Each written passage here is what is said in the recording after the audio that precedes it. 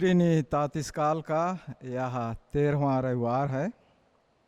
आइए आज के रविवार या पवित्र आराधना को आरंभ करने के पूर्व परमेश्वर के पवित्र वचन में से हम लोग आह्वान लेंगे। भजन संहिता की किताब अध्याय संख्या 15 पद 1 से 3। भजन संहिता 15 1 से 3।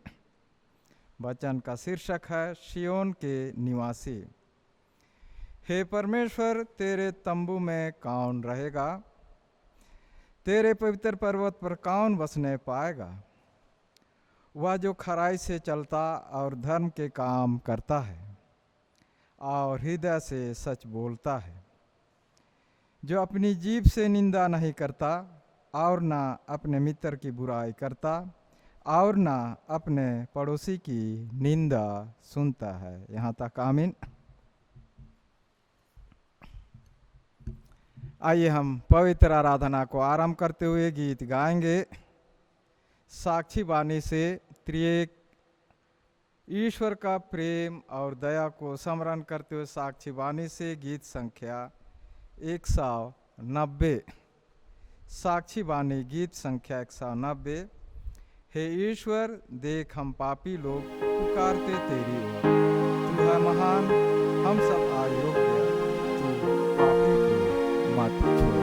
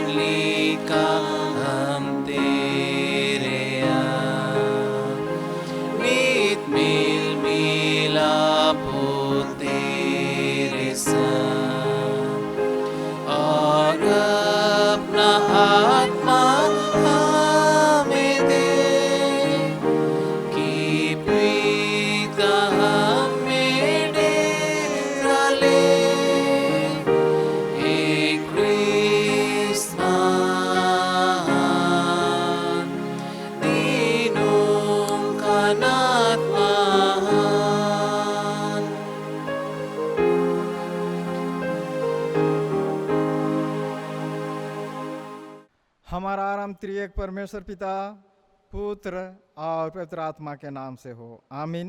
हमारी सहायता ईश्वर के नाम से है, जिसने स्वर्ग और पृथ्वी को सिरजा।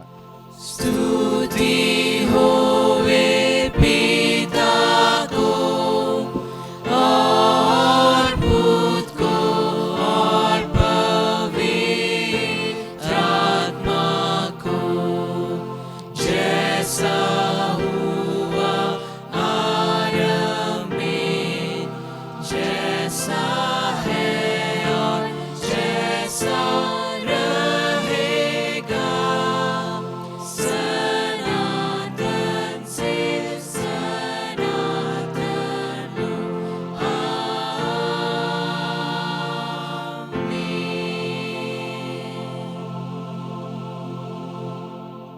हम ईश्वर के सामने अपने पापों को दीनताई से मान लें। हे सर्वशक्तिमान ईश्वर दयालु पिता, हम दीनताई से अपने सब पाप और अपराधों को तेरे सम्मुख मान लेते हैं। तो अपने प्रिय पुत्र हमारे प्रभु यीशु ख्रीष्ट के कारण हम पर दया दृष्टि कर और हमारे सब पापों को क्षमा कर, आमीन।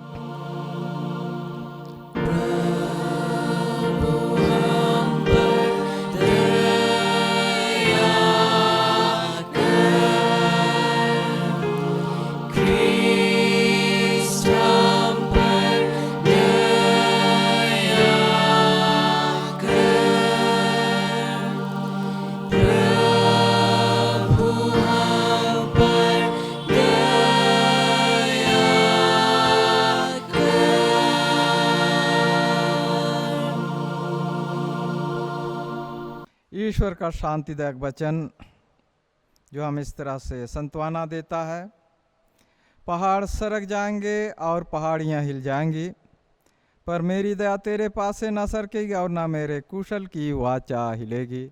परमेश्वर तेरा दया करने हारा कहता है, आमीन।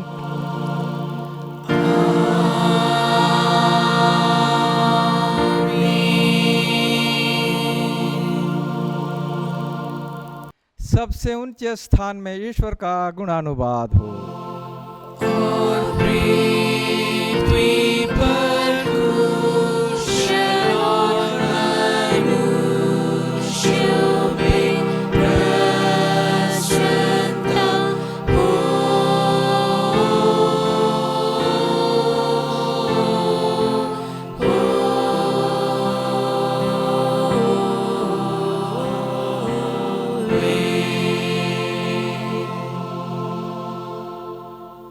प्रभु आप सबों के संग हो।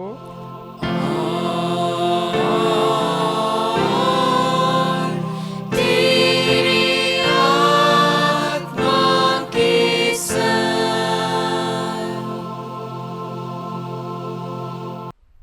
हम प्रार्थना करें। हे प्रभु परमेश्वर स्वर्गवासी पिता, हम तुझे स्तुति और धन्यवाद देते हैं कि तूने अपने प्रिय पुत्र हमारे प्रभु यीशु ख्रीष्ट के कारण हमको पाप और मृत्यु और शैतान के बंधन से छुड़ाया और अपनी निज जाति और बालक ठहराया है। हम तेरी विनती करते हैं कि तू पवित्र आत्मा से हमारी सहायता कर कि हम ऐसी तेरी कृपा को नित्य पहचान कर धन्यवाद के साथ ग्रहण करें और तेरी प्रसन्नता के योग्य चाल चलें। हमारे मनों को पवित्र कर कि पाप हम में प्रभुता करने ना पाए, वरन कि हम भले कार्यों के द्वारा संसार में ज्योति के समान हो, जिससे और लोग देखकर तेरी स्तुति करें। जीवन भर तू हमको अपने मार्ग पर चला कि हम इसके बाद स्वर्गराज में पहुंचकर अनंत जीवन प्राप्त करें, हमारे प्रभु यीशु ख्रीष्ट के कारण, आमीन।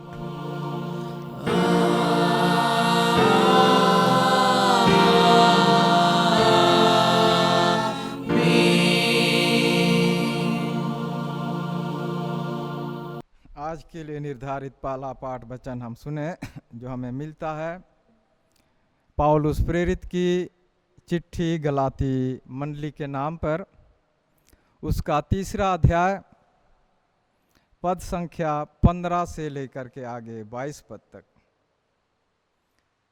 गलाती 3 अध्याय पद 15 से 22। गलाती 3:15 से 22। वचन को 2 भागों में हम विभाजित पाते हैं।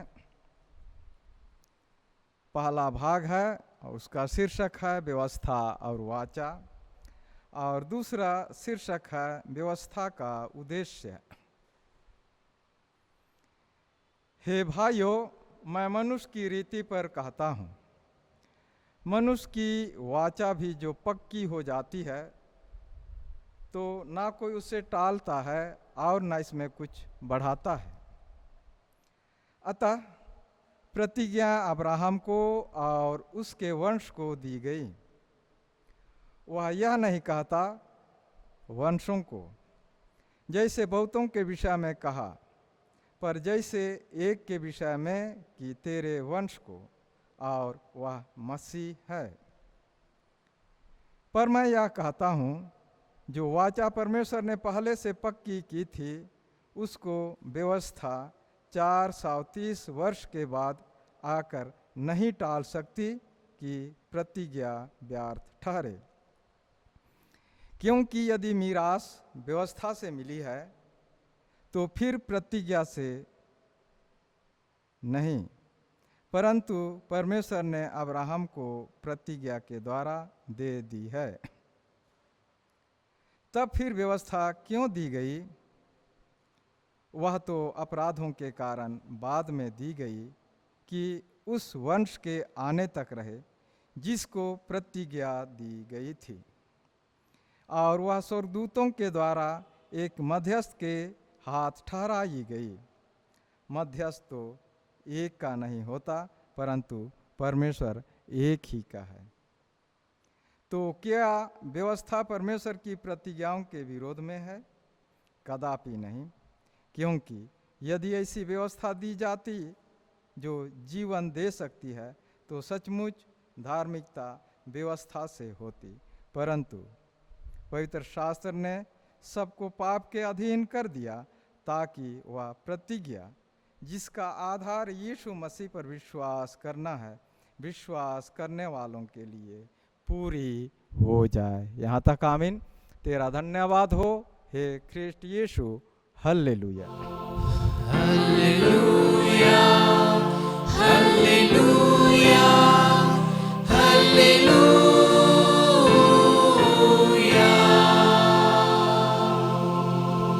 अब हम समस्त ख्रिस्तानी कलीसिया के संग मिलकर अपना महापवित्र विश्वास को एक साथ मान लेके यूं कहें, मैं विश्वास करता हूँ परमेश्वर पिता पर, जो स्वर्ग और पृथ्वी का सर्वशक्तिमान सृजनहार है, और उसके इकलौते पुत्र अपने प्रभु यीशु ख्रिस्ट पर, जो पवित्र आत्मा से गर्भ में आया, कुंवारी मरियम से उत्पन्न हुआ, पांतुस पिलातुस की आज्ञा से दुख उठाया, क्रूस पर चढ़ाया गया, मर गया और गाड़ा गया, पाताल में उतरा, तीसरे दिन मृतकों में से जी उठा, स्वर्ग पर चढ़ गया, और परमेश्वर सर्वशक्तिमान पिता के दाहिने हाथ बैठा है, जहाँ से वह जीवितों और मृतकों का विचार करने को फिर आएगा। मैं विश्वास करता हूँ पवित्र आत्मा पर, एक ही पवित्र ख्रिस्तानी कलीसिया, पवित्रों की संगत पर, पापों की क्षमा दे के जी उठने और अनंत जीवन पर। आमीन।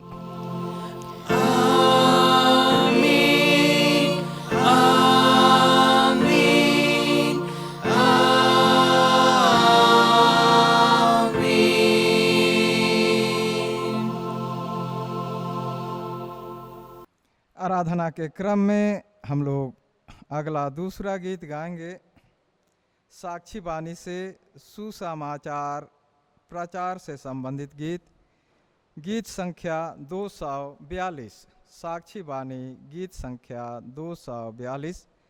पाप का बंधन तोड़ा गया, मैं आज़ाद हूँ, हाँ आज़ाद, सब अपराध भी दूर हो गया, मैं आज़ाद हूँ, हाँ आज़ाद।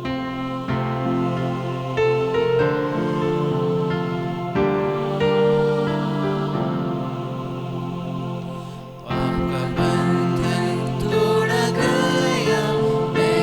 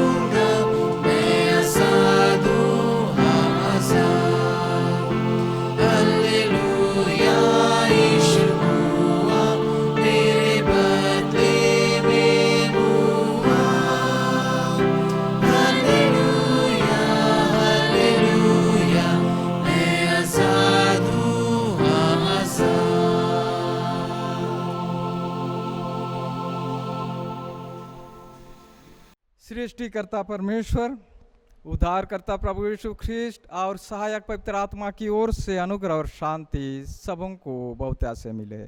आमीन। आइए हम परमेश्वर का धन्यवाद करें, हम प्रार्थना करें। प्यारे प्रभु आसमानी पिता, धन्यवाद देते हैं आज क्या सुंदर दिन जिससे हमारे जीवन में जोड़ा है। प्रभु, हम हर एक को जीवितों की श्रेणी में भी तू रखा है। तूने अपनी प्रतिज्ञाओं में हो करके हम हर एक के जीवन को प्रभु विगत सप्ताह भर में सजाया, संवारा और संभाल के रखा। आज जब इस दिन में हम आते हैं तो प्रभु तेरे प्रेम, अनुग्रह और आशीषों को हम स्मरण करते हुए हृदय से तेरा धन्यवाद करते हैं। प्यारे प्रभु, तू तो सदा अपने वचन के द्वारा हमारा मार्गदर्शन करता है, हमारी अगुवाई करता है। आज भी तू चाहता है कि हम तेरे वचन के आलोक में आए और तेरे वचन से हम प्रेरित होकर के अपने जीवन में आगे बढ़ें और तेरे इस वचन के मार्गदर्शन में होकर के हम सदा अपने जीवन को तेरी पवित्र इच्छा के अनुसार चलाएं। यह तेरी पवित्र इच्छा प्रभु, तेरी पवित्र इच्छा को पूरी करने में तू अपने आत्मा का दान दे करके हमारी सहायता और अगुवाई कर। यह हमारी प्रार्थना है तेरे पुत्र हमारे उद्धारकर्ता मसीह यीशु के नाम में, आमीन। उपदेश के लिए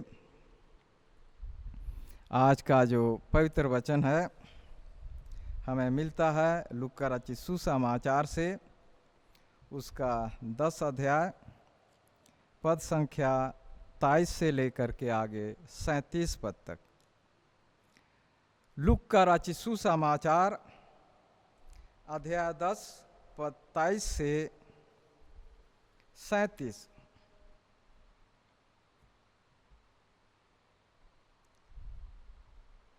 तब चेलों की ओर मुड़कर अकेले में कहा, धन्य हैं वे आँखें जो ये बातें जो तुम देखते हो देखती हैं, क्योंकि मैं तुमसे कहता हूँ कि बहुत से भविष्यवक्ताओं और राजाओं ने चाहा कि जो बातें तुम देखते हो देखें पर ना देखें, और जो बातें तुम सुनते हो सुने पर ना सुनी। दूसरा शीर्षक शुरू होता है दयालु सामरी का दृष्टांत। और देखो, एक व्यवस्थापक उठा और यह कहकर उसकी परीक्षा करने लगा, हे गुरु, अनंत जीवन का वारिस होने के लिए मैं क्या करूं? उसने उससे कहा, व्यवस्था में क्या लिखा है, तू कैसे पढ़ता है?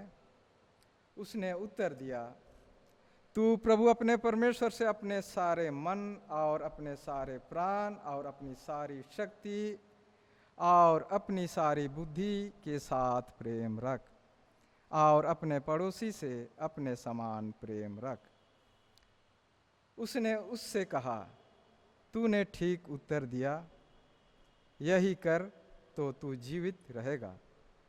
परंतु उसने अपने आप को धर्मी ठहराने के इच्छा से यीशु से पूछा, तो मेरा पड़ोसी कौन है?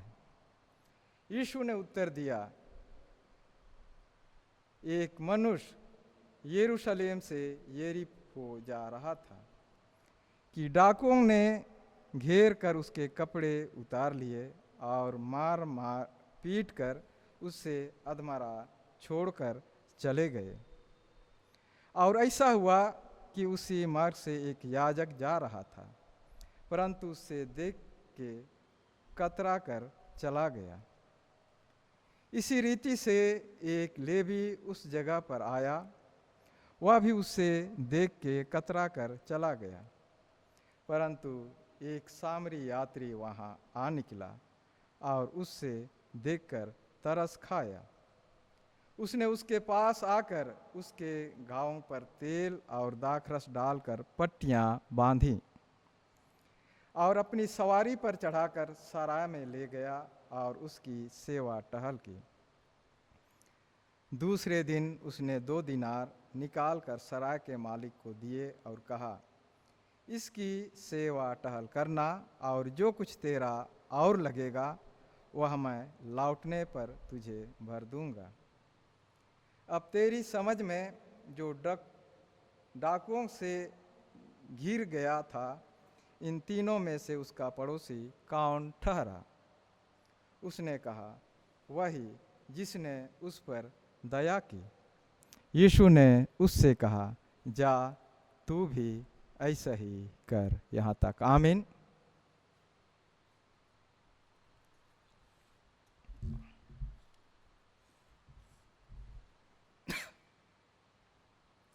ख्रिस्ट यीशु में प्यारे भाइयों तथा बहनों, आज के इस वचन के पिछले पदखंडों की ओर अगर हम लौट करके देखें तो हमें इस बात की स्पष्ट जानकारी मिलती है कि इस्राएली समाज में फरीसियों, व्यवस्थापकों, शास्त्रियों का विशेष बोलबाला था, जिन्हें स्वर्गराज का प्रथम प्रतिनिधि भी माना जाता था। ये लोग उच्च शिक्षा, उच्च जीवन शैली और आकर्षक प्रतिभाओं के धनी माने जाते थे, और जिनके मुकाबले में प्रभु यीशु के ये 70 चेले बिल्कुल ही नगण्य थे। फिर भी हम देखते हैं कि प्रभु यीशु ख्रिस्ट के चेलों ने इस जगत को हिला कर रख भी दिया था। इसका यही कारण था कि उन्होंने कभी भी अपनी योग्यता पर अपनी निर्भरता नहीं दिखाई, वरन सिर्फ और सिर्फ उस विश्वास योग्य परमेश्वर पर विश्वास किया जो हमारी निर्बलता में अपनी सामर्थ प्रदर्शित करता है। आज हमारे लिए भी ये घड़ी है, ये अवसर है निर्णय लेने के कि हम अपनी कमजोरियों को नहीं परंतु परमेश्वर की सामर्थ को देखें, जो हम कमजोर और अनुपयोगी पात्रों पर अपनी महिमा का असीम धन छिपा कर रखता है। तो ख्रिस्ट यीशु में प्यारे भाइयों तथा बहनों, आज इस वचन के माध्यम से हम एक ऐसे व्यक्ति को देखते हैं जो इस्राएली समाज में अत्यंत प्रतिष्ठित और संस्कारों का काफ़ी कुलीन और धर्म का अच्छा ज्ञाता एक व्यवस्थापक था। इतना सुसंपन्न व्यक्तित्व होने के बावजूद भी उससे संभवतः इस बात का डर था कि कहीं वह लोगों के समक्ष हंसी का पात्र तो नहीं, हंसी का कारण ना बन जाए। इसी कारण वह बिना समय गंवाए यीशु से सवाल पूछा, और सवाल पूछने का उसका उद्देश्य भी हम यहाँ देखते हैं जिस तरह से वर्णित है कि वह भी उन्हीं मनुष्यों में से एक है, उनकी गिनती भी उन्हीं मनुष्यों में से है जो धर्म की अच्छी जानकारी तो रखते हैं लेकिन व्यवहारिक जीवन में धार्मिकता से कोसों दूर। व्यवस्था की तमाम तरह की बातों को वे समझते हैं, जानते हैं, लेकिन व्यवहारिक जीवन में उन बातों को पूरा करना उनके लिए असंभव सा है और वे कभी चाह करके भी उन बातों को पूरा नहीं करते।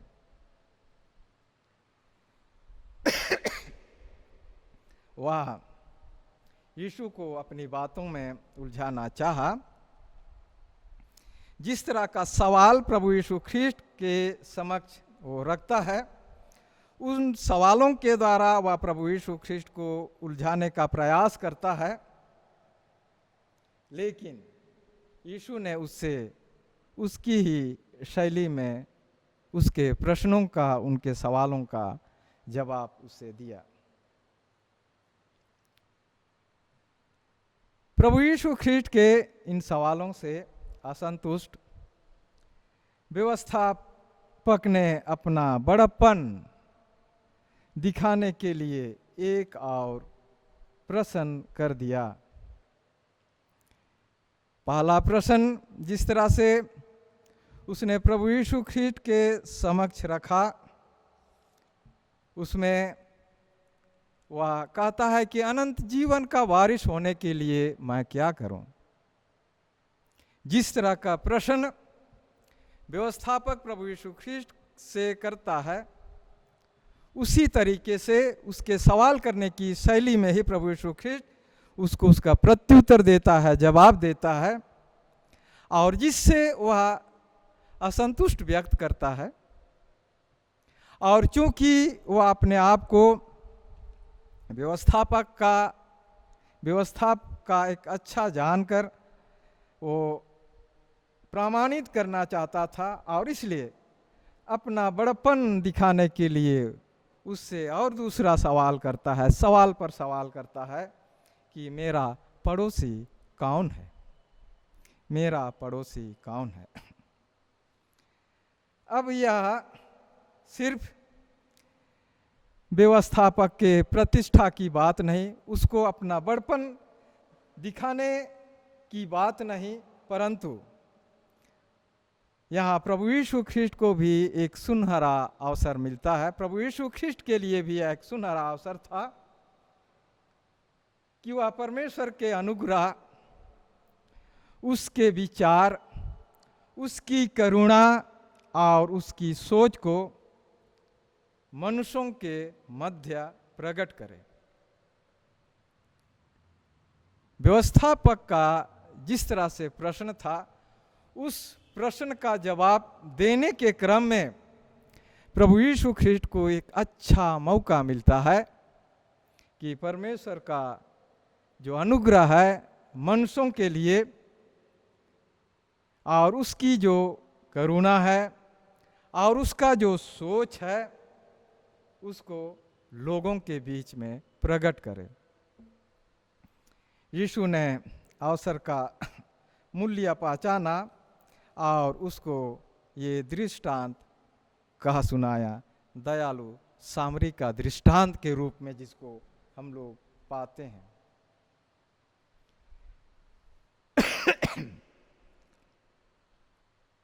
ये दृष्टांत व्यवस्थापक के सामने जब वह सुनाया तो स्वतः ही प्रभु यीशु व्यवस्थापक के समक्ष ही इसका एक प्रश्न भी रख देता है। इस दृष्टांत को सुनाने के क्रम में ही प्रभु यीशु ख्रीष्ट ने एक और प्रश्न व्यवस्थापक के सामने रख दिया और जिसका उत्तर एक मिसाल जैसे है। एक मिसाल के तौर पर आज हम लोग देखते हैं, जो आज और कल और जब तक ये संसार रहेगा, एक मिसाल के रूप में यह सारे जगत में लोगों के बीच में ये काम करेगा। इस दृष्टांत में यीशु ने एक साधारण से सच को अत्यंत ही रचनात्मकता के साथ रोचक ढंग से बताया है। दृष्टांत के विषय में हम बहुधा सुनते हैं, ये सरल है, सहज ही है, लेकिन प्रभु यीशु ख्रीस्त का इस दृष्टांत को प्रस्तुत करने का जो तरीका है वह बहुत ही रचनात्मक है और रोचक भी है। या और इसी के साथ ही हम देखते हैं कि इसमें एक मानवीय सच्चाई भी छुपी हुई है कि हम परमेश्वर से प्रेम करने का दावा तो करते हैं, परंतु प्रेम की जो वास्तविकता है उसको दूसरों तक पहुंचाने में, बांटने में हम स्वयं ही हिचकिचाने लगते हैं। हम अपने पड़ोसी को भी जानते हैं, जरूर जानते हैं, परंतु उस पड़ोसी के प्रति अपने दायित्वों को पूरा करने से हम लोग भी घबराते हैं।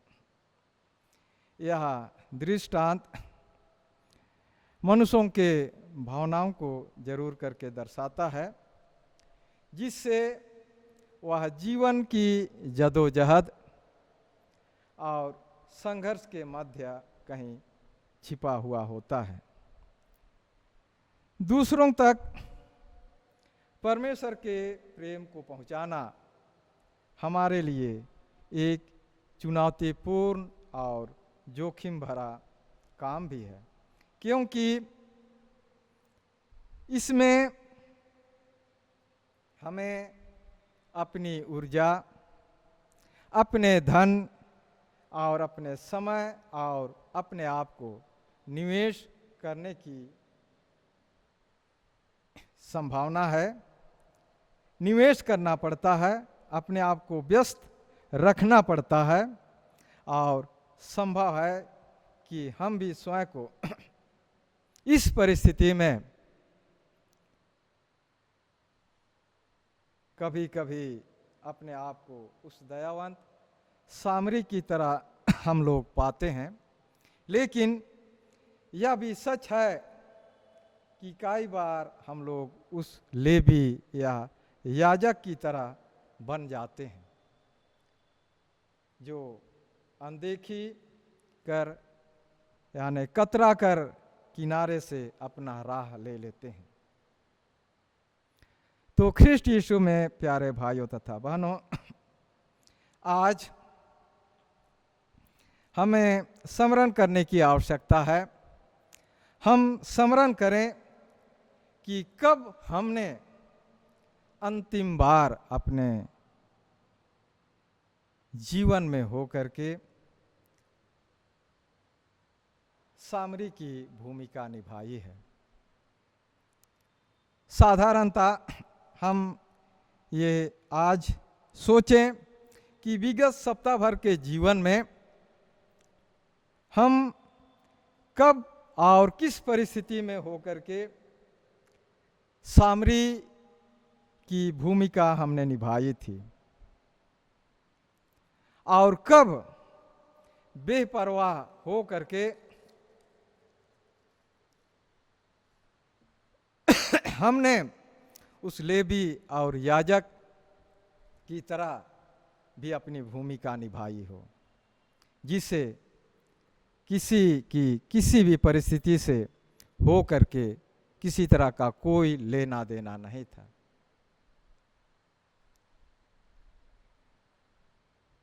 कब हमने जरूरतमंद अपने पड़ोसी के प्रति अपने कर्तव्य का निर्वहन करने में लापरवाही की।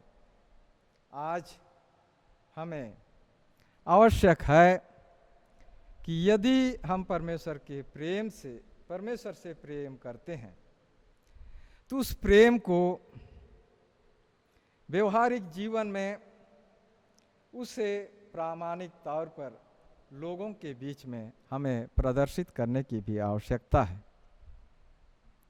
ताकि प्रभु यीशु ख्रीस्त के हम सच्चे शिष्य कहलाने का हक और गौरव भी हम हासिल करें।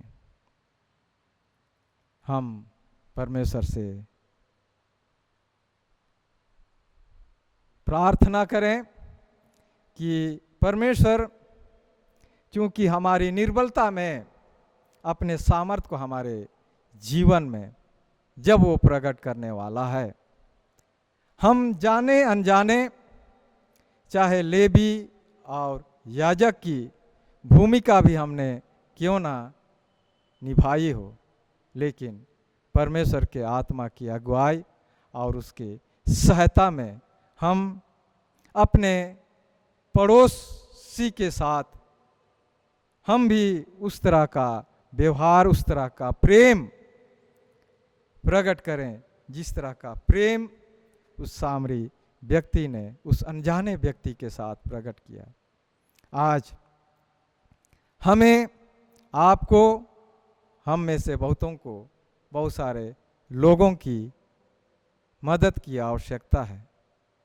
इसलिए हम जब परमेश्वर से प्रेम करते हैं तो उसके प्रेम को, क्योंकि परमेश्वर ने अपने प्रेम को मनुष्यों के जीवन में होकर के जिस तरह से प्रकट किया और उस प्रेम में होकर के आज हम हर एक को अपनी संगति और सहभागिता में ले आया है, बुलाया है, तो हमारा भी फर्ज बनता है, हमारा भी दायित्व है कि परमेश्वर के इस प्रेम को उत्तरोत्तर हम लोगों के बीच में प्रदर्शित करें।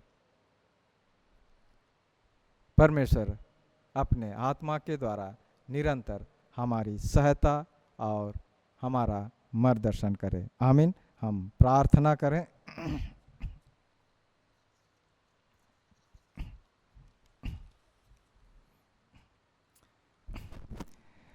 दयालु पिता परमेश्वर, हमने मन, वचन और कर्म से तेरे विरुद्ध पाप किया है, क्योंकि हमने भी अपने पड़ोसी के प्रति अपनी जिम्मेवारी और अपने कर्तव्य का निर्वहन करने में लापरवाही की है। अपनी योग्यता पर निर्भर होकर हमने अपने विश्वास योग्यता से हम सदा भटक जाते हैं, जिसके कारण हम तेरी आज्ञाओं को पूरी नहीं कर पाते। हम पर दया कर कि हम अपनी निर्बलता में तेरे सामर्थ्य को अपने जीवन में हम ग्रहण करने सकें और निरंतर हम तेरी पवित्र इच्छा के अनुसार अपने जीवन में आगे बढ़ें। सदा अपने आत्मा के द्वारा हमारी अगुवाई और हमारा मार्गदर्शन कर, हमारे प्रभु यीशु ख्रीष्ट के द्वारा। आमीन। और ईश्वर की शांति जो समस्त ज्ञान से परे है, ख्रीष्ट यीशु में हमारे मन और विचारों की रक्षा करे अब से सदा काल तक। आमीन। आराधना के अंत में हम लोग तीसरा गीत गाएंगे, साक्षी बानी गीत संख्या 289। यीशु मुझसे यही चाहता, हर दिन उसके लिए ज्योति सदा मैं तो रहता, वह काम में वो खेल में, हो ज्योति यीशु के लिए, हो ज्योति हो ज्योति हो ज्योति मैं उसके लिए हूँगा। यीशु मुझसे यही चाहता।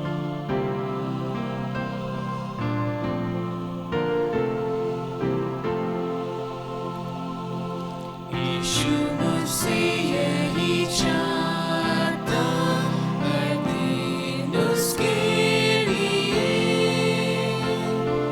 ज्योति सदा मैं तो रहता, वह काम में वह खेल में,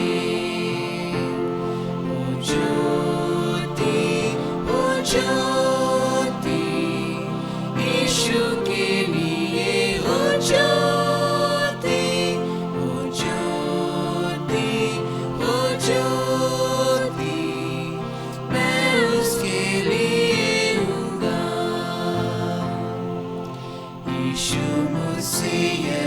विचारता कि तुपकारी हूँ, सदा औरों को दिखाता कि उसका बालक हूँ।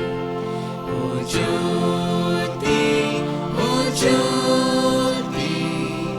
यीशु के लिए हो ज्योति,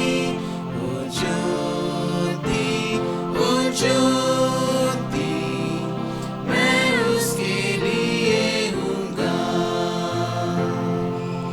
यीशु से प्रार्थना मैं करता कि पाप से तू बचा, तेरी भलाई दिखाता और ज्योति हूँ सदा।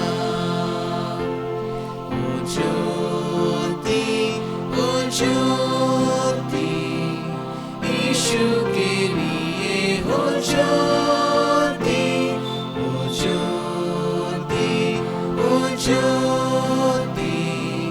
मैं उसके लिए हूँगा। यीशु के लिए मैं ज्योति हो सकूं जो मन से,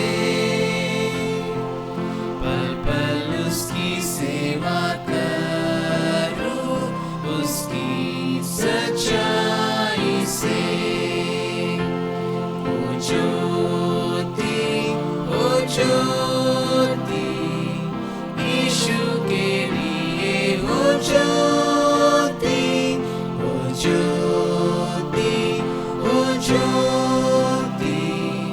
मैं उसके लिए हूँगा।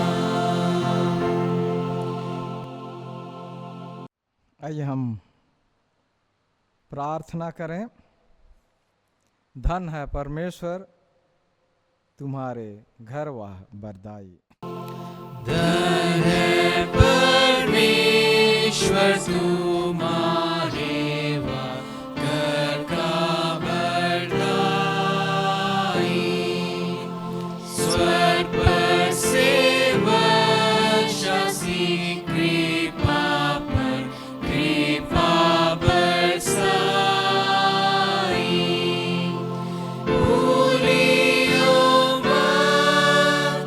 प्रभु की सामर्थ की गत कितनी प्रीत तुम पर दिखाई।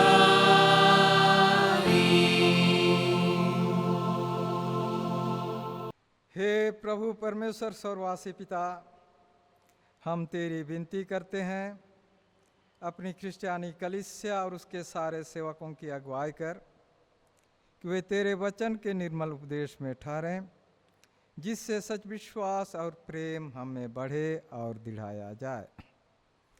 हे प्रभु, भारत रिपब्लिक के हमारे प्रेसिडेंट, इस प्रांत के गवर्नर, राजकीय सभाओं व मंत्रिमंडलों, सब न्यायियों व हाकिमों और सब राज कर्मचारियों को आशीष दे और उनकी अगुवाई कर वे न्याय और धर्म से देश की सेवा करें और हम कुशल चैन से सारी भक्ति और गंभीरता से काल बिताएं। हमारी कलीसियाई सभाओं, सेंट्रल काउंसिल, डायोसीसन काउंसिल और कलीसिया की अन्य मंडली सभाओं को आशीष दे कि इस मंडली को तेरी पवित्र इच्छा के अनुसार चलाएं। जगत की लूथेरन कलीसिया और देश विदेश के हमारे सभी ख्रिस्ट विश्वासी मित्रों को आशीष दे कि हम ख्रिस्टीय प्रेम और सहयोग में आगे बढ़ें और जगत में तेरी साक्षी के लिए अधिक सामर्थ पाएं। हमारी कलीसिया के सब काम पर आशीष दे, लड़के लड़कियों की शिक्षा पर आशीष दे कि वे तेरे भय, प्रेम और भरोसा में बढ़ते जाएं।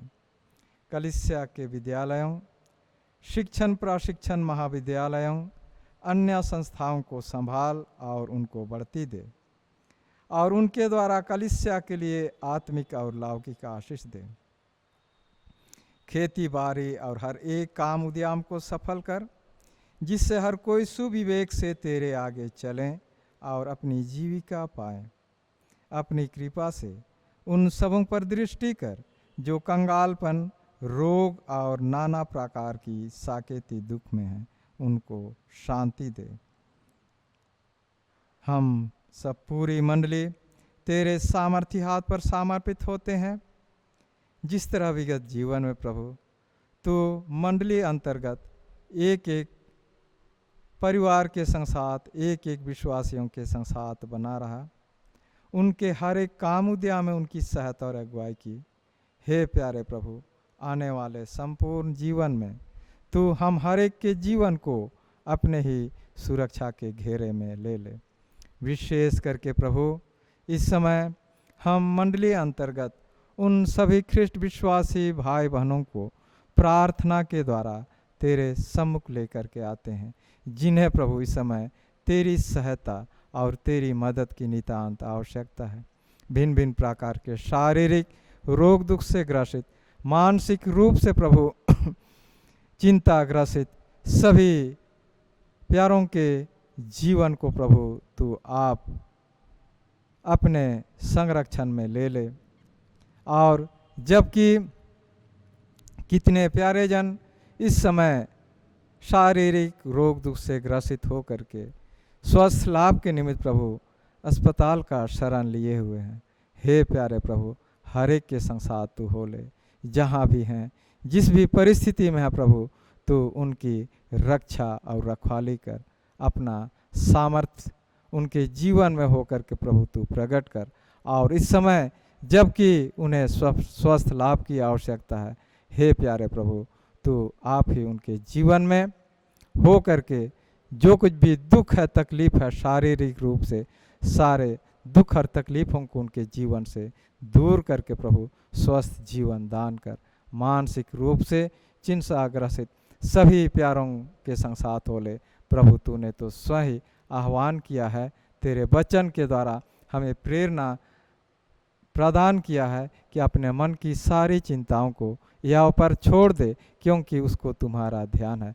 प्रभु, हम ये जानते हैं कि तू निरंतर हमारी चिंता करता है, कभी नहीं छोड़ने की जो प्रतिज्ञा की है, उसी प्रतिज्ञा में हो कर के प्रभु जिस भी तरह से चाहे चिंताग्रसित जीवन में हो या सामान्य जीवन में हो, सबको प्रभु तू आप ही अपने संरक्षण में ले करके उनकी सारी चिंताओं को अपने ऊपर ले ले। हे प्यारे प्रभु, हम तेरे ही सामर्थ्य हाथ पर समर्पित होते हैं। इस विषम परिस्थिति में, इस लंबे समय में होकर के प्रभु तूने हम हर एक को संभाल रखा है। आने वाले जीवन में भी हम नहीं जानते प्रभु किस तरह की परिस्थिति हमारे जीवन में आने वाली है। तू अंतर्यामी परमेश्वर है। हमारे भविष्य में आने वाली उन तमाम प्रकार की हानि और नुकसानी और घातक बीमारी से प्रभु हमारे को रक्षा प्रदान कर, और हम हर एक के जीवन को प्रभु सदा अपने धर्म में दाहिने हाथ के तले तू सुरक्षित रख। हे प्यारे प्रभु, कितने परिवार में हो करके जबकि हमने तेरी महिमा के निमित्त प्रभु और इस मंडली में हो करके प्रभु हमने अपने मन, हृदय और मुट्ठियों को खोलते हो प्रभु तेरी महिमा के निमित्त जो कुछ भी दान हमने अर्पण किया है, हे प्यारे प्रभु, सारे दानों को तो आप अपनी महिमा के निमित्त ग्रहण कर ले, उन्हें स्वर्गीय आशीष से परिपूर्ण कर कि उन दानों के द्वारा प्रभु तेरी महिमा और तेरी साक्षी के काम पूरे जगत में पूरे होने पाए। हे प्यारे प्रभु, हम बारंबार तेरे ही दया रूपी हाथ पर समर्पित होते हैं। हम सब के लिए, पूरी मंडली के एक एक विश्वासियों के लिए जो कुछ भी बल उत्तम आशयों की आवश्यकता है, तो अपना स्वर्गीय झरोखा खोल करके हर एक को बहुतायत से प्रदान कर। सभी बातों के लिए तुझे सारे मन और हृदय से धन्यवाद देते हुए सारा मान आदर तुझी को देते हैं, और ये प्रार्थना तेरे इकलौते पुत्र हमारे उद्धार करता मसीह यीशु के नाम से ही हम करते हैं, जो तेरे और पवित्र आत्मा के संग साथ सदा जीता और राज करता है। आमीन। हे हमारे पिता, तू जो स्वर्ग में है, तेरा नाम पवित्र माना जाए, तेरा राज आए, तेरी इच्छा जैसे स्वर्ग में वैसे इस पृथ्वी पर भी हो। हमारी प्रतिदिन की रोटी आज हमको दे, और हमारे अपराधों को क्षमा कर जैसे हम भी अपने अपराधियों को क्षमा करते हैं। और हमको परीक्षा में मत डाल, परंतु बुराई से बचा, क्योंकि राज और पराक्रम और महत्तम सदा तेरे ही हैं। आमीन।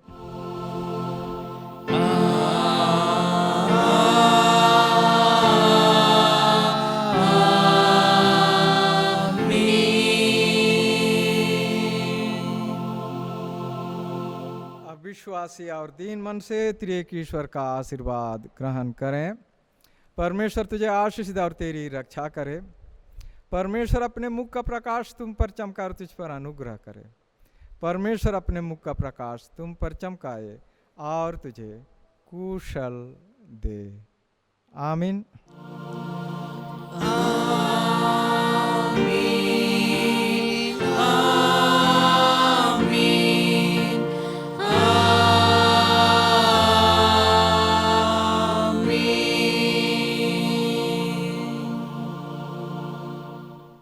यीशु से है।